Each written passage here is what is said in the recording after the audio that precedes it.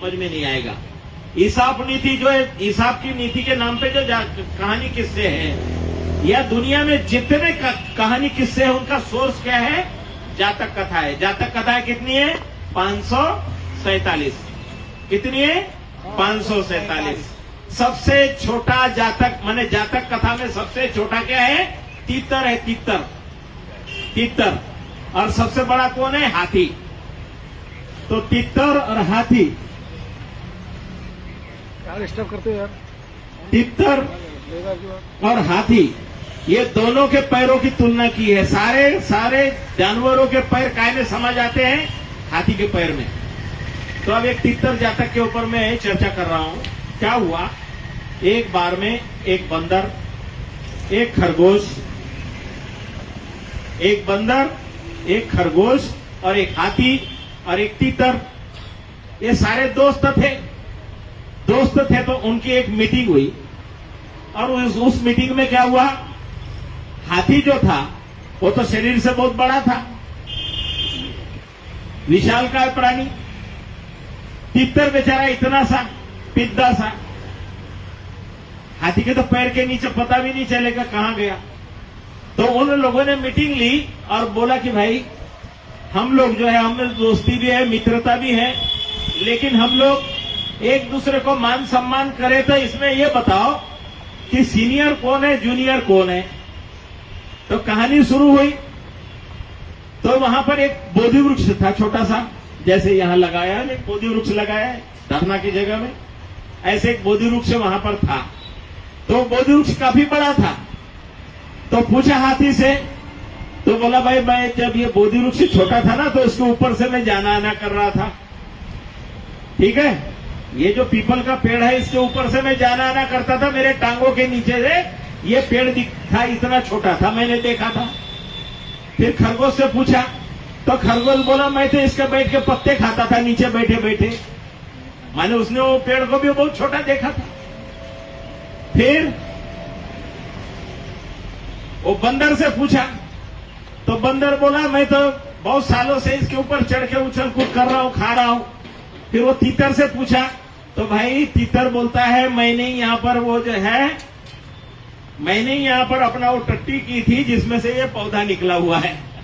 तो वो तीतर को वो सारे मिलकर के सीनियर बोल के नमस्कार करते हैं। ठीक है, तीतर को नमस्कार करते हैं। तो बुद्ध धम्म में सीनियरिटी जो है, सीनियर है। थेरवाद बुद्ध धम्म में सीनियरिटी जूनियरिटी को बहुत महत्व है। और महायान में, लामायान में वहां पर कोई सीनियरिटी जूनियरिटी कब बना, क्या बना, उसका कोई ये नहीं, इसलिए वहां भीड़ है। और भीड़ जहां होती है वहां कोई विनय, डिसिप्लिन, ये वो बहुत सी चीजें नहीं होती है। बुद्ध धम्म के थेरवाद भिक्खु माने हीनयान क्यों बोला? माने संख्या नियमों में पक्के लोगों की संख्या बहुत कम थी, इसीलिए ज्यादा भीड़ वालों ने बोला अपना भीड़। तो ये जो संगायन हुए, संगायनों में क्या हुआ? महाराजा अशोक ने संगायन किया। संगायन में क्या किया? छानबीन की गई, और छानबीन में भी पूछा गया, सवाल पूछे गए, और सवाल के जवाब जो दिया उनको एक तरफ किया, सवाल के जवाब नहीं दिया उनको अलग किया। और बुद्ध धम्म को शुद्ध स्वरूप में रखने के लिए उन्होंने क्या किया? विदेशों में भिक्षुओं को भेजा, दल बना बना करके भेजा। और महाराज अशोक ने अगर सुवर्ण भूमि में अगर भिक्षुओं को नहीं भेजा होता, सुवर्ण भूमि माने जिसको बर्मा देश कहते हैं, वही सुवर्ण भूमि है जिसको सयाम बोलते थे, जो थाईलैंड है, लाओस है, कंबोडिया है, और सिंगल द्वीप माने श्रीलंका। तो ये श्रीलंका में वो तो बेटा बेटी को भेजा। तो ये बुद्ध धम्म अगर बाहर देश में महाराजा अशोक नहीं भेजते तो हमको मिलता क्या? बाबा साहब को मिलता क्या? नहीं मिलता। तो इसलिए बौद्ध देशों ने ये बुद्ध परंपरा को, विनय को, सुत्तों को, अभिधम्म को अपने अपने देशों में संभाले रखा हुआ है। और हम लोग अभी कहाँ है? जीरो से शुरुआत हो रही है, हमारी जीरो से शुरुआत हो रही है। इसीलिए धरना स्थान पे हम गाना गा सकते हैं बहुत अच्छा, लेकिन बुद्ध के उपदेशों पर, बुद्ध के जीवनी से संबंधित बातें सीखना बहुत जरूरी है, समझना बहुत जरूरी है। तो तितर जातक आपने सुन लिया, तितर जातक सुन लिया। तो बताने वाला व्यक्ति बताता है कि जो है आखिरी में उसमें से बोध लेना है। क्या बोध लेना है? अब बोध लेने के लिए ब्राह्मणों के बच्चे जो है वो ज्यादातर जातक कथाएं सबसे पहले पढ़ते हैं। पंचतंत्र का नाम सुना होगा, जो रेलवे स्टेशन पे ढेर सारी किताबें मिलती है, उसमें पंचतंत्र मिलता है। विष्णु शर्मा ने पंचतंत्र लिखा, विष्णु शर्मा ने पंचतंत्र की कहानियां लिखी बोलते हैं, लेकिन क्या हुआ, ये पाली जातक भाषा को संस्कृत में करके अपनी कहानी बना डाली, नाम बदल दिया है। तो इसलिए 550 जातक में तितर जातक एक सुना आपने। सबसे आखिरी जातक है वेशंतर जातक। सबसे आखिरी जातक कौन सा है? वेशंतर जातक सबसे बड़ा जातक है। राजा हरिश्चंद्र और तारामती की कहानी सुनी होगी, कभी सुनी है? राजा हरिश्चंद्र और तारामती की कहानी सुनी है आप लोगों ने? पहले ब्लैक एंड व्हाइट में सिनेमा में भी दिखाया था, बनाया था। तो राजा हरिश्चंद्र बोलते बोलते नहीं बोलते, बड़ा राजा हरिश्चंद्र बन रहा है। तो राजा हरिश्चंद्र को माने एक डोम ने खरीदा था, काशी में मुर्दे घाट पे मुर्दे जलाने को रखा था, बोलते कि नहीं? ये स्टोरी है आपकी। आखिरी जो जातक है वेशंतर जातक जो है, वेशंतर जातक को हेरफेर करके बदल के और हरिश्चंद्र तारामती की स्टोरी बनाई हुई है। घाता जातक है, घाता जातक। ये घाता जातक पे आपका ये महाभारत की स्टोरी बनाई हुई है। और दशरथ जातक से रामायण बना हुआ है, दशरथ जातक से रामायण बना हुआ है। तो ये जातक कथाओं को चोरी करके, चुरा के, कहीं 10 जातक चुरा के महाभारत बना दिया।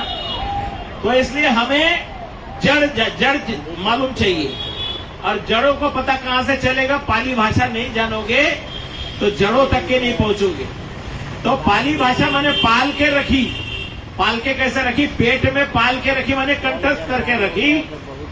तो कंठस्थ करके रखने के कारण ये पाली कहलाई, पंक्तिबद्ध होने के कारण पाली कहलाई।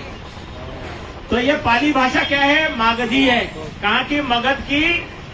मगध की भाषा है। ये सारे महान सम्राट का जहां तक के राज था वहां तक के राजभाषा के रूप में गई है, राजभाषा के रूप में गई है ये मागधी। और मागधी ही है, अभी उसको पाली कहा जाता है।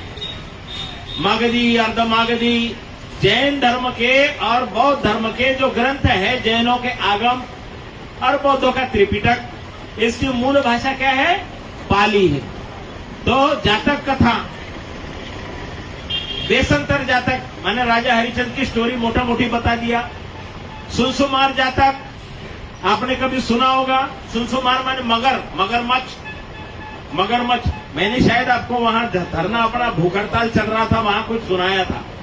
भूख हड़ताल पे बैठे वाले लोगों में से कौन कौन यहाँ, जरा हाथ खड़ा करो तो। एक दिन मैंने जातक कथा के बारे में चर्चा की थी, तो जातक कथा बताते समय 1-2 जातकों का जिक्र किया था, याद हो ना हो।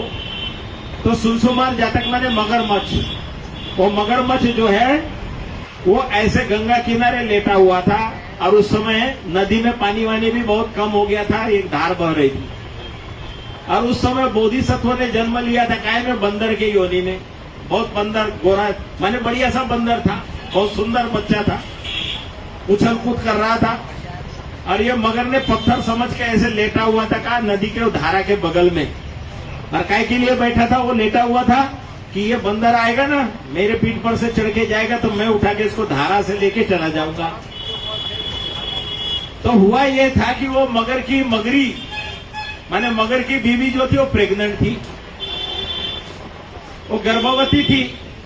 और उसको इच्छा हुई कि मेरे को जो है ना, वो बंदर जो है ना, उसका मेरे को हार्ट खाना है, हृदय खाना है।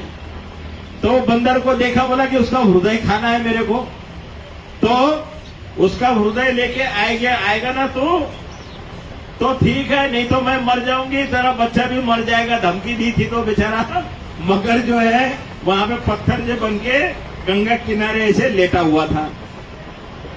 अब वो आया, बोधिसत्व जो बंदर था ना, वो आया।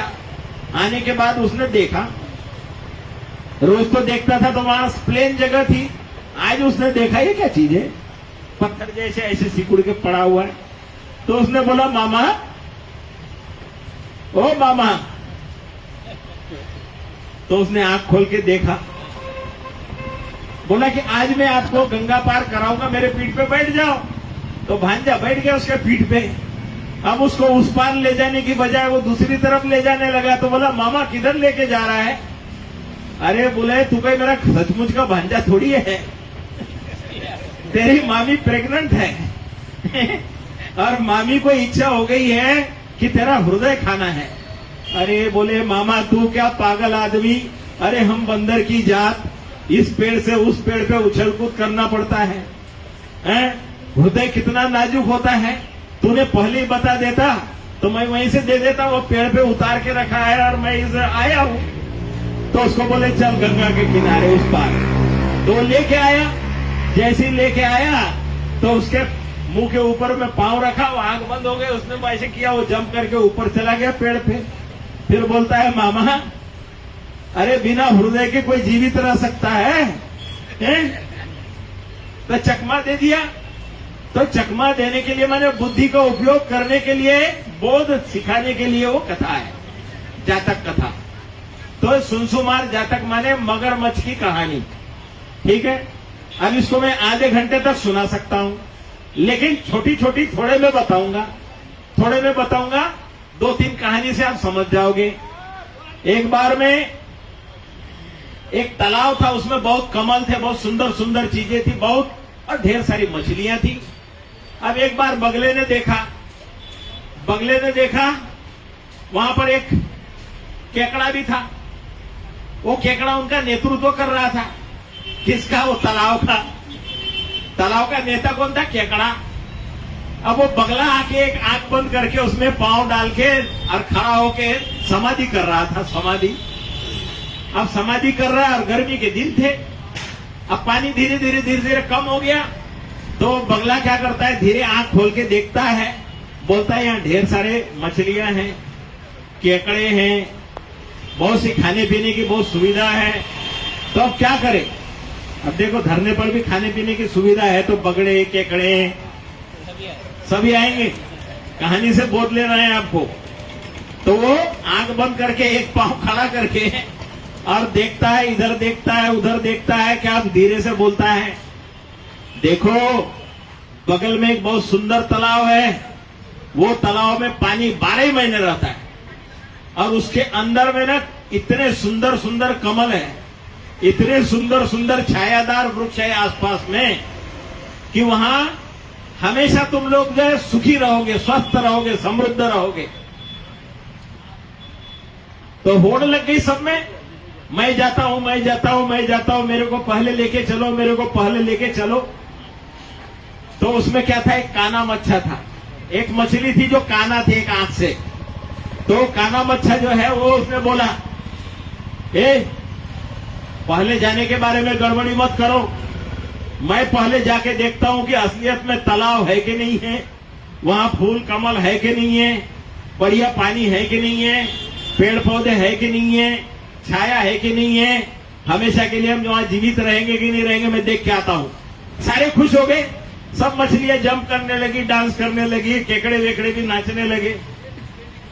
अब वो काना मच्छा को पकड़ा उसने, बगले ने, और बगला लेके गया कहां, तालाब दिखाया, ऊपर से घुमा के पेड़ दिखाया और उसको स्टोरी बढ़िया से सुना दी। अब आकर के उसको छोड़ दिया तालाब में। अब वो सब पूछ रहे हैं, मामा कैसे तालाब था? अरे मत पूछो, इतना सुंदर तालाब, अरे वहां इतने फल, इतने वो छायादार वृक्ष, अरे मत पूछो, स्वर्ग जैसे नजारा। फिर उनमें कंपटीशन शुरू हो गया, मैं पहले। अब वो क्या करता था, बगला एक को उठाता था, ले जाता था, पेड़ पे बैठ करके खा लेता था और हड्डी वही गिरा देता था। ऐसे हड्डियां गिराते रहा, खाते खाते तंग आ गया। तो बोला आज तो केकड़ा खाऊंगा मन में आया उसके, आज तो केकड़ा खाऊंगा। मछली खाके तंग आ गया तो केकड़ा खाने के लिए आया। तो केकड़े ने बोला ठीक है भाई, चलो चलता हूं साथ में, लेकिन मेरे को ले जाओगे कैसे? तो उसने बोला कि तेरे को तो ऐसे चोंच में ले जाऊंगा। तो बोले चोंच में मत ले जा, मैं तेरी गर्दन को ऐसे पकड़ लेता हूं, ऐसे पकड़ लेता हूं, तेरे को उड़ने में आसान होगा, मेरा वजन भारी है। अब केकड़े ने उसके गले में लटक गया। लटक जाने के बाद में ले गया, उसको भी तालाब दिखाया, पेड़ पौधे भी दिखाए, सारा कुछ दिखाया। और वो क्या किया, वो पेड़ के ऊपर बैठ गया। पेड़ पे बैठा और बोला, उसने बोला भांजे आज तेरी बारी है। तो बोले मामा मैं तेरे बारे में पहले से ही जानता था कि तू किस तरह का है। इसलिए उसका गर्दन दबाया। गर्दन दबाया तो पानी के पास ले गया, पानी के पास ले गया और गर्दन दबाया उसके कैंची जैसे। तो बोले तूने भांजे मेरे को सही में भांजा समझा था क्या? मैं जानता था कि तू कमीना है मामा है, इसीलिए मैं गर्दन में लटक के आया और बोला सभी को तुम हमेशा मूर्ख बना सकते हो, बार बार नहीं बनाते हो। कैंची की तरह से उसका गर्दन काट दिया। तो ये जो है केकड़ा और बगली की कहानी, जब यहाँ पर व्यापारी दुनिया से आते थे तो उस समय ये कहानी जब गई अरबस्तान में, तो ये कहानी का नाम पड़ा कर्कटक दमनक। कर्कटक दमनक, कर्कटक माने खेकड़ा और दमनक माने बगला।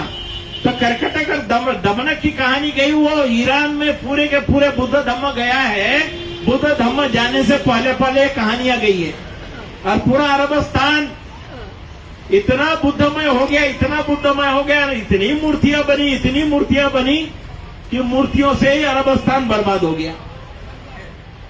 क्योंकि मोहम्मद साहब ने क्या किया, सारे मूर्तियों को तोड़ा और जो मूर्तियां नहीं तोड़ने दे रहे थे उनको भी तोड़ा और लाकर कहां जमा किया मालूम है? वो जो काबा में जो बना हुआ है ना बहुत बड़ा, वो उसमें दफन कर दिया सबको ला करके। और इसीलिए इस्लाम का मतलब होता है शांति, अमन, चैन।